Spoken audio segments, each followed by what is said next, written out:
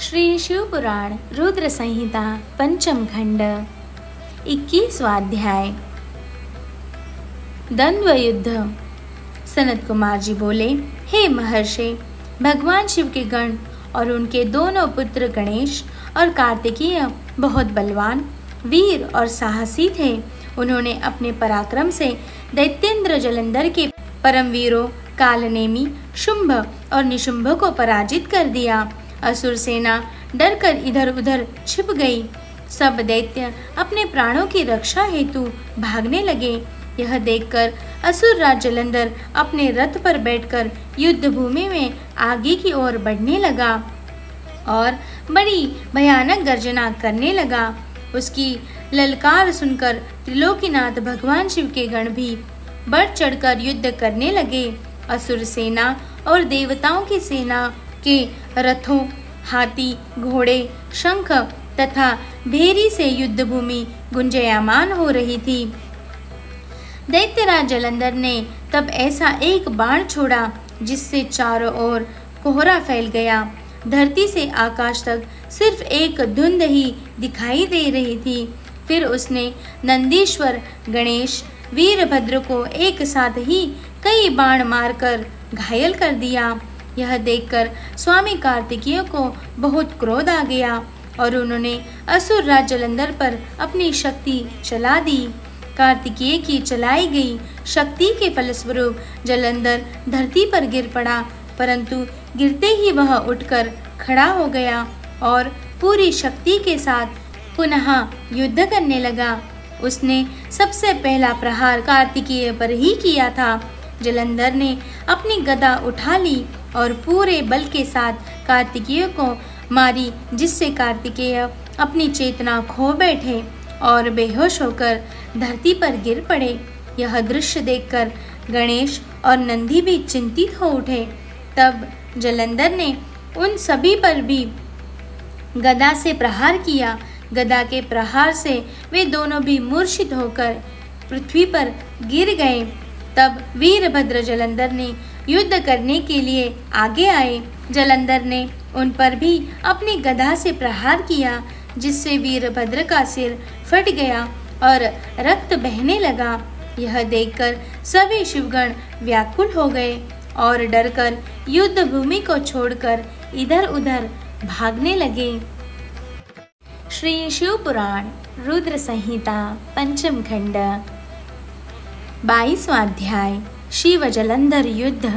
सनत कुमार जी बोले, हे महर्षि, जब युद्ध भूमि में देवसेना का प्रतिनिधित्व करने वाले सभी वीर साहसी घायल होकर पृथ्वी पर गिर पड़े, तब यह देखकर सभी शिवगण भयभीत होकर शिव की शरण में चले गए। जब भगवान शिव को युद्ध स्तर पर सब समाचार मिल गया, तब वे स्वयं दैत्यराज जलंधर को सबक सिखाने के लिए युद्ध स्थल की ओर चल पड़े।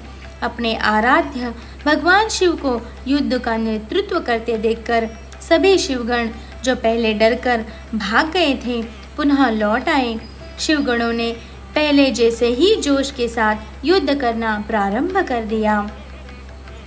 भगवान शिव के रौद्र रूप को देखकर भयानक दैत्य भी भयभीत होने लगे और युद्ध छोड़कर भागने लगे। यह देखकर असुरों के स्वामी जलंधर को क्रोध आ गया। वह तीव्र गति से शिवजी की ओर दौड़ा।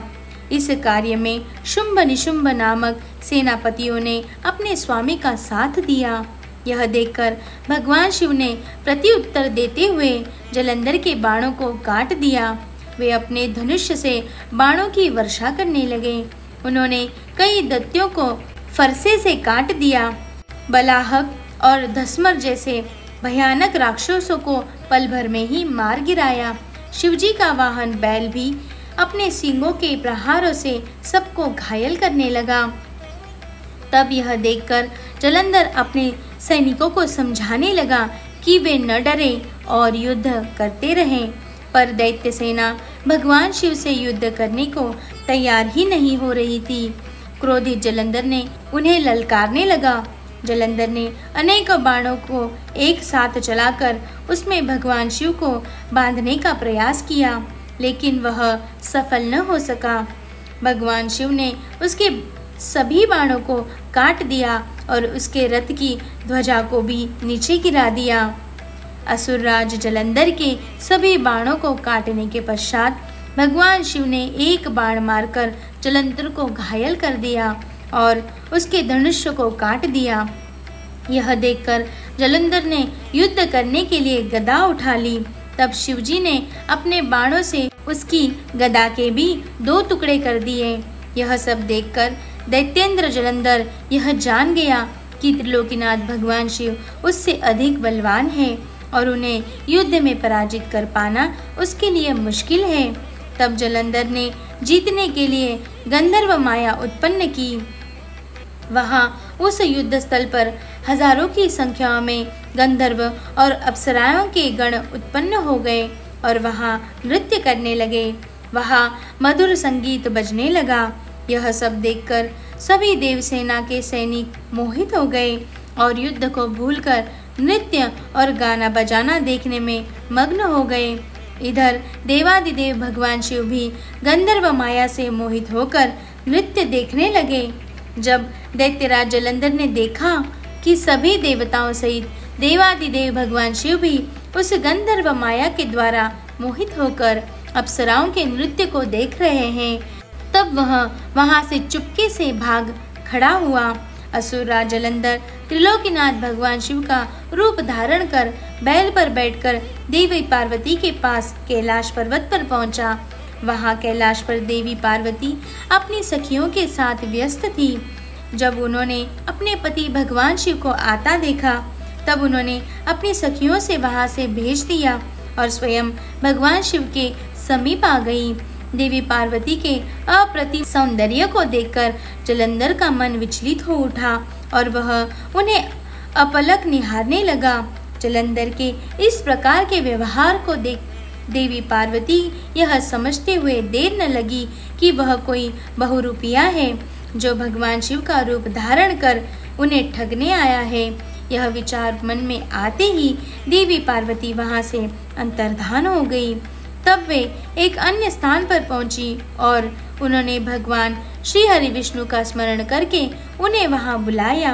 विष्णु जी ने वहां पहुंचकर देवी को नमस्कार किया और उनसे प्रश्न किया कि क्या आप जलंधर के इस कार्य को जानते हैं? देवी पार्वती के इस प्रश्न को सुनकर विष्णु जी ने हाथ जोड़ लिए और बोले, हे माता, आपकी क्या आज्ञा है? मैं उस दुष्ट को किस प्रकार का दंड दूं? तब देवी ने कहा कि आप जो उचित समझे वह करें। तब श्री हरि विष्णु जलंधर को छलने के लिए उसकी नगर की ओर चल दिए। श्री शिव पुराण रुद्र संहिता पंचम खंड 23वां अध्याय। वृंदा का पतिव्रत भंग। व्यास जी बोले, सनत कुमार जी, जब माता पार्वती की आज्ञा पाकर भगवान विष्णु सागर पुत्र जलंधर की नगरी की ओर चले गए, तब फिर आगे जाके क्या हुआ? उन्होंने वहां जाकर क्या किया? व्यास जी का प्रश्न सुनकर सनत कुमार जी मुस्कुराए और बोले, हे महर्षि, दैत्यराज जलंधर की नगरी में पहुंचकर श्री हरि विष्णु सोच में पड़ गए कि वे क्या करें, परंतु अगले ही पल उन्हें समझ में आ गया कि जैसे को तैसा। उन्होंने सोचा कि जिस प्रकार जलंधर ने छद्म शिव रूप धारण करके देवी पार्वती को छलने की कोशिश की थी, वे भी वहां जाकर उसकी पत्नी वृंदा का पतिव्रत धर्म भंग करेंगे। वे जानते थे कि जलंधर अपनी पत्नी के पतिव्रत धर्म से ही अभी तक बचा हुआ है, इसीलिए उसका पतिव्रत धर्म नष्ट करना जरूरी है। मन में यह विचार आते ही वे नगर के राज उद्यान में जाकर ठहर गए। दूसरी ओर दैत्यराज जलंधर की पतिव्रता पत्नी वृंदा अपने कक्ष में सो रही थी। भगवान श्री हरि विष्णु की माया के फलस्वरूप उन्होंने रात्रि में एक सपना देखा। उसने देखा उसका पति निर्वस्त्र होकर सिर पर तेल लगाकर और गले में काले रंग के फूलों की माला पहनकर भैंस पर बैठा है और उसके चारों ओर हिंसक जीव जंतु उसको घेरे खड़े हैं। उस समय चारों ओर घोर अंधकार फैला हुआ था और वह दक्षिण दिशा की ओर बढ़ता जा रहा था। ऐसा सपना देखकर वह डर गई और उसकी आंख खुल गई। तभी उसने देखा कि सूर्य उदय हो रहा है, परंतु वह सूर्य अत्यंत कांतिहीन था और उसे सूर्य में एक छेद भी दिखाई दे रहा था। यह सब देखकर वृंदा का मन बहुत व्याकुल हो उठा और वह इधर उधर टहलने लगी। कभी छज्जे और अटारी पर चढ़ती तो कभी जमीन पर बैठ जाती, परंतु उसे चैन नहीं था। जब इस प्रकार वृंदा का मन शांत नहीं हुआ तो वह मन की शांति प्राप्त करने हेतु उद्यान की ओर चल दी, परंतु उस निर्जन उद्यान में उसके पीछे सिंह के समान दो भयंकर राक्षस पड़ गए। वृंदा उन्हें देखकर बहुत डर गई और अपने प्राणों की रक्षा करने के लिए वहां से भागने लगी। भागते हुए उसे सामने से आते हुए एक तपस्वी दिखाई दिए। भयभीत वृंदा उन मुनि से अपने जीवन की रक्षा करने के लिए प्रार्थना करने लगी। उन तपस्वी ने अपने कमंडल से जल निकालकर उन राक्षसों को ललकारते हुए उन पर छिड़क दिया। जल छिड़कते ही दोनों राक्षस वहां से भाग खड़े हुए। तब वृंदा ने दोनों हाथ जोड़कर उन तपस्वी को प्रणाम किया तथा उनका धन्यवाद व्यक्त किया। तत्पश्चात उनको अत्यंत दिव्य और शक्तिशाली जानकर वृंदा ने उन मुनि से अपने पति दैत्यराज जलंधर के विषय में पूछा। मुनि ने उत्तर दिया कि देवी, तुम्हारा पति तो युद्ध में मारा गया है। यह कहकर उन्होंने कुछ इशारा किया, जिसके फलस्वरूप दो वानर उनके सामने प्रकट हो गए। अगले ही पल उन तपस्वी का संकेत पाकर वे वानर आकाश मार्ग से उड़कर चले गए और कुछ समय पश्चात दैत्यराज जलंधर का कटा हुआ सिर उसके अन्य सामान को लेकर लौट आए। अपने पति जलंधर का कटा हुआ सिर देखकर वृंदा बेहोश होकर गिर पड़ी। कुछ समय पश्चात होश में आने के बाद रोते हुए वृंदा उस मुनि से प्रार्थना करने लगी कि वे उसके पति को पुनः जीवित कर दे। यह कहकर वह बहुत जोर जोर से रोने लगी और बोली कि यदि आप मेरे पति को जीवन दान नहीं दे सकते तो मुझे भी मृत्यु दे दे।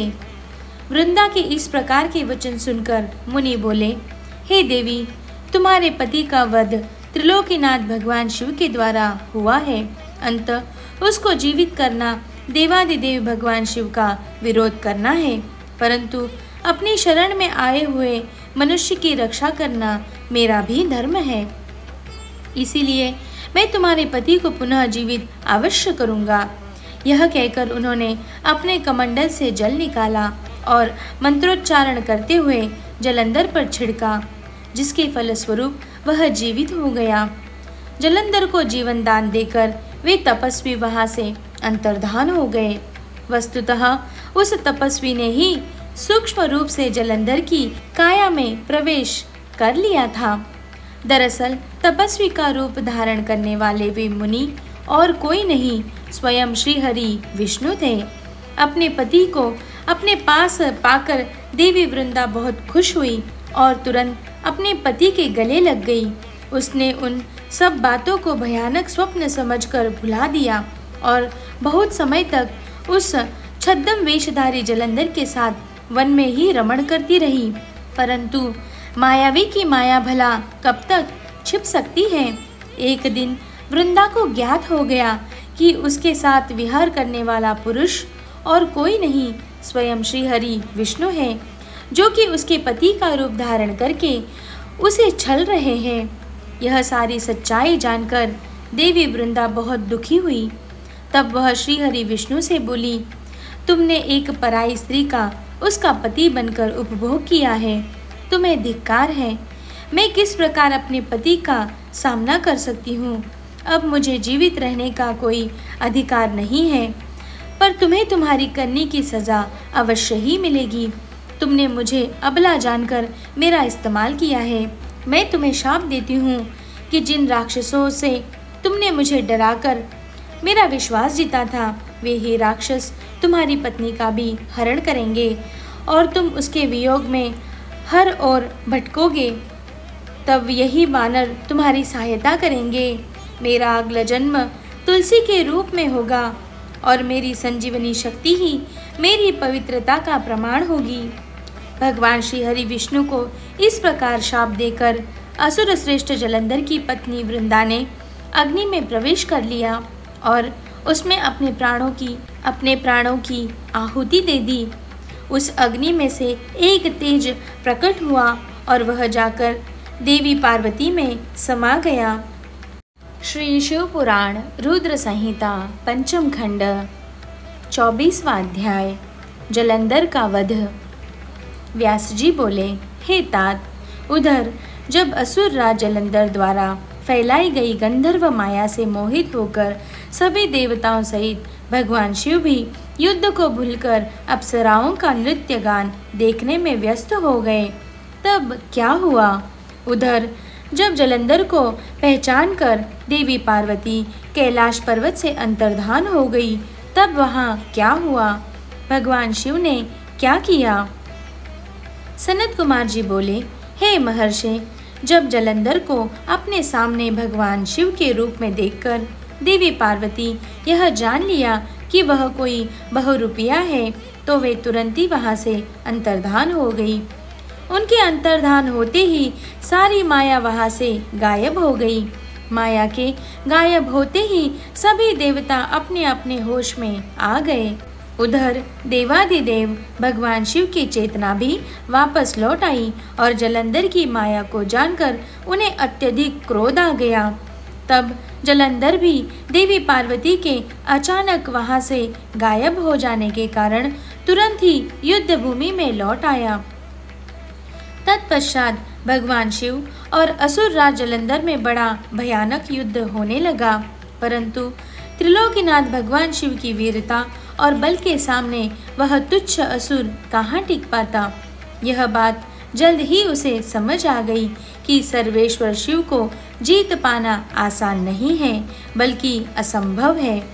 तब असुर राज जलंधर ने भगवान शिव को जीतने के लिए माया का सहारा लिया। उसने तुरंत अपनी माया द्वारा पार्वती को प्रकट किया और उन्हें अपने रथ पर बांध लिया।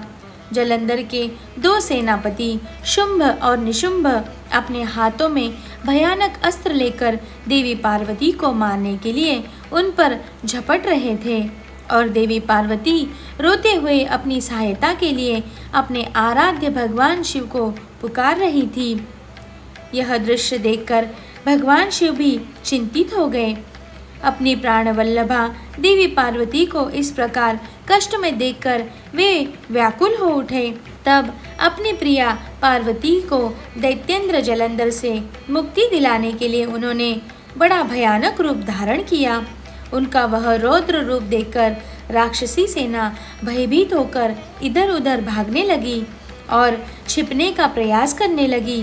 उधर दैत्य सेना के प्रधान शुंभ और निशुंभ भी डर गए और युद्ध से बचने की कोशिश करने लगे। उनके भयभीत होते ही जलंधर की माया समाप्त हो गई।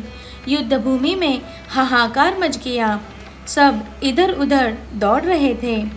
जब शुंभ और निशुंभ भी अपने प्राणों की रक्षा करने के लिए भाग रहे थे, तब भगवान शिव ने उन्हें ललकारा, परंतु वे फिर भी युद्ध के लिए तत्पर न हुए। भगवान शिव बोले, तुम तो देवी पार्वती को मारने बढ़ रहे थे, अब क्यों डरकर भाग रहे हो? आओ और मेरे साथ युद्ध करके अपनी वीरता का परिचय दो। भगवान शिव के वचनों का उन दोनों पर कोई भी प्रभाव नहीं पड़ा और वे भागते रहे। तब क्रोधवश भगवान शिव ने शुंभ और निशुंभ को शाप देते हुए कहा, हे दुष्ट असुरों, युद्ध में कभी भी पीठ दिखाने वाले पर वार नहीं करना चाहिए, इसीलिए मैं तुम दोनों को छोड़ रहा हूँ। परंतु जिनको तुम मारने का प्रयत्न कर रहे थे, वे ही देवी पार्वती तुम दोनों का एक दिन वध करेंगी। भगवान शिव के इन वचनों को सुनकर क्रोध से भरा जलंधर उन पर झपटा। उसने भयानक बाण चलाकर पूरी पृथ्वी पर अंधकार कर दिया। इससे भगवान शिव का क्रोध अत्यधिक बढ़ गया और उन्होंने अपने चरणागुच्छ से बने हुए सुदर्शन चक्र को चला दिया। उस चक्र ने तुरंत जलंधर के सिर को उसके धड़ से अलग कर दिया। जब चक्र ने असुरराज जलंधर का सिर काटा तो बहुत भयानक ध्वनि हुई और महादानव जलंधर पल भर में ही ढेर हो गया। जिस प्रकार अंजन का विशाल पर्वत 2 टुकड़े में विभक्त हो गया था, उसी प्रकार जलंधर का शरीर भी 2 टुकड़ों में बट गया। सारी युद्ध भूमि में उसका रक्त फैल गया। भगवान शिव की आज्ञा से जलंधर का रक्त और मांस महारौरव में जाकर रक्त का कुंड बन गया।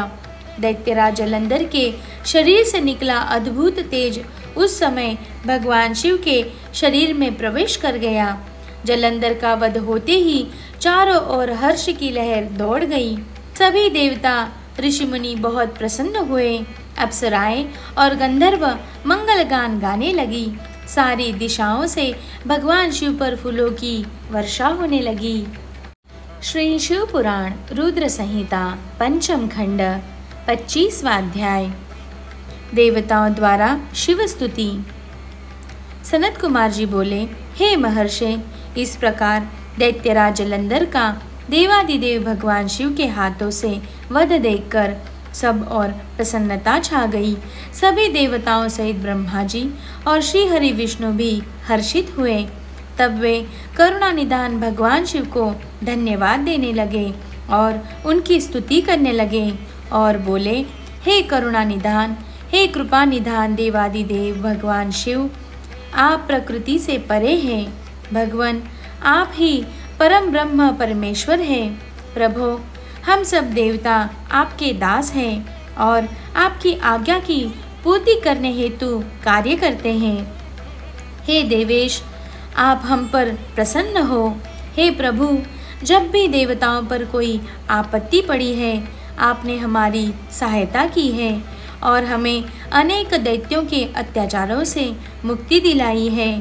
हम सदा ही आपके चरणों की वंदना करते हैं और आपके अनोखे दिव्य स्वरूप का ही स्मरण करते हैं। आपके ही कारण हमारा भी अस्तित्व है। आपके बिना हम कुछ भी नहीं है। आप भक्तवत्सल हैं और सदा ही अपने भक्तों का हित करते रहते हैं।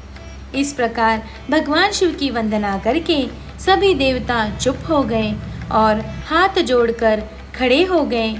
तब भगवान शिव बोले, हे देवताओं, मैं तुम्हारी आराधना से बहुत प्रसन्न हूँ। मैं तुम्हें वरदान देता हूँ कि मैं हमेशा तुम्हारे अभिष्ट कार्यों की सिद्धि करूँगा। तुम्हारे दुखों को मैं सदा ही दूर करूँगा।